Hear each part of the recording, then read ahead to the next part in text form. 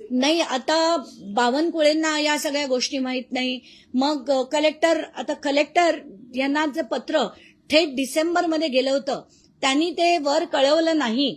जर कळवलं असेल तर त्यांनी दाखवावं, नसेल कळवलं तर आपण बावनकुळेंना म्हणू शकतो.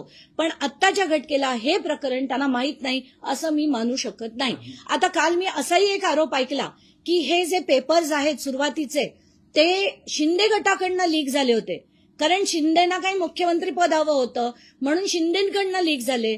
कोणी म्हणतं राष्ट्रवादीला आता डच्चू द्यायचा आहे मुख्यमंत्र्यांना म्हणून हे सगळं केलं जातंय. स्थानिक स्वराज्य संस्थेत मला वाटतं कोल्हापूरला अजित पवार आणि शरद पवार एकत्र येत आहेत हे ऐकून देवेंद्र फडणवीसांनी हे पेपर लीक केलेत. हे ज्यांनी कोणी लीक केलेत ते आत्ताच्या घटकेला लीक केलेत. पण मला असं वाटतं की हे इतके घाण भ्रष्टाचारी आहेत की यांच्या विरुद्ध आता खरंच पेटून उठण्याची गरज आहे.